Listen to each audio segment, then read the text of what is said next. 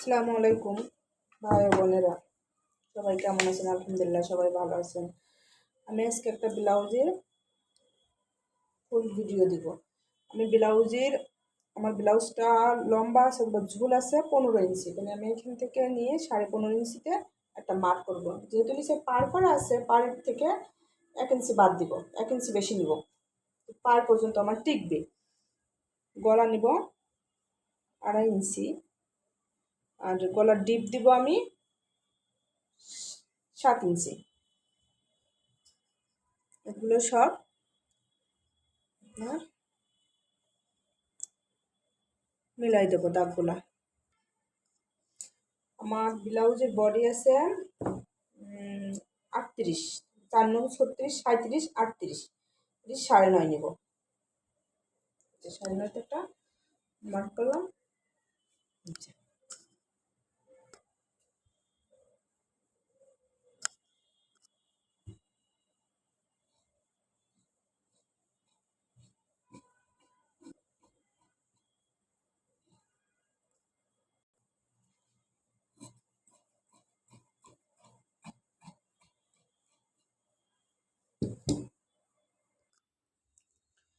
পেছন পার্ট কেটে নিছি, সামনের পার্ট কাটবো।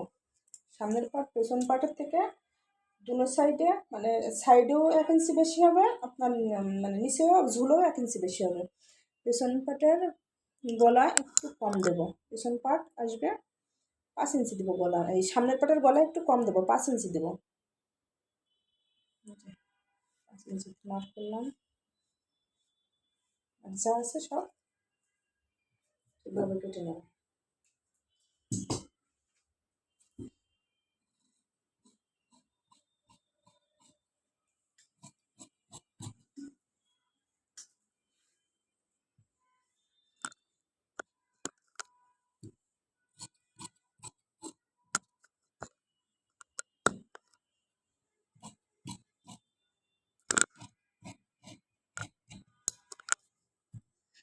এই যে সামনের পার্ট থেকে পেছন পার্ট থেকে সামনের পাশ বাড়তে নিলাম, চুলের থেকেও বাড়তে নিলাম।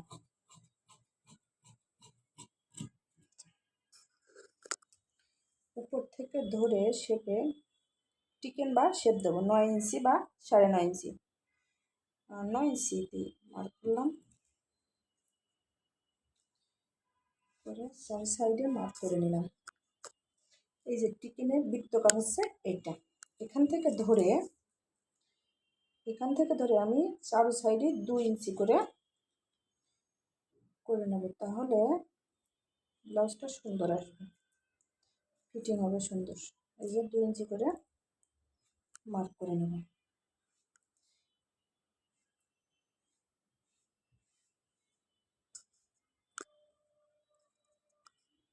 আরেকটা টিপস দিই, এই যে এই পাশের শেপ যেহেতু ওই পাশে উঠাইতে হবে, এই জন্য সুন্দর করে ভাঁজ করে নিয়ে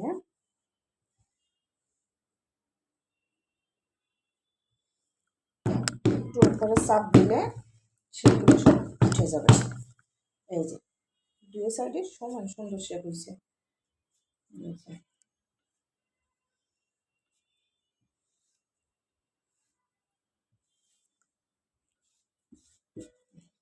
কমপ্লিট।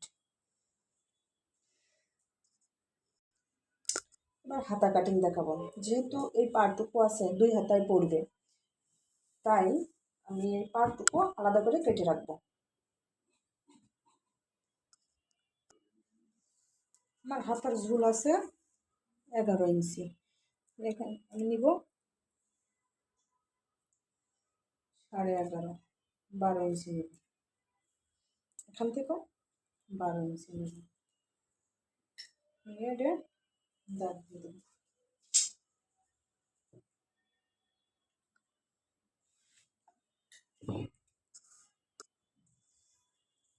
এখান থেকে নেব আমি 3 ইঞ্চি, এই যে 3 ইঞ্চি নিলাম, নিয়ে এই যে এই কর্নার আর এটা ধরে আমি দাগ দিব। আর আমার মুগুরির মাপ আছে 10 ইঞ্চি, তো আমি এখান থেকে ধরে 10,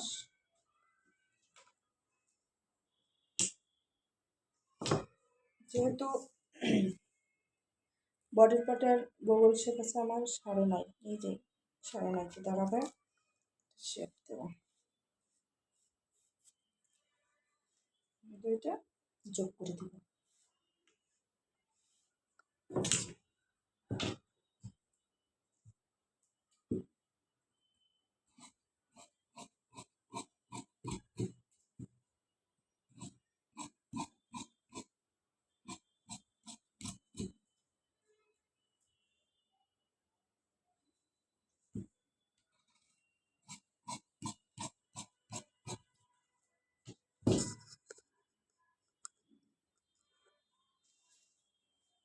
হাতাটা আমি এরপরে এভাবে দিয়ে সেলাই করে দেবো,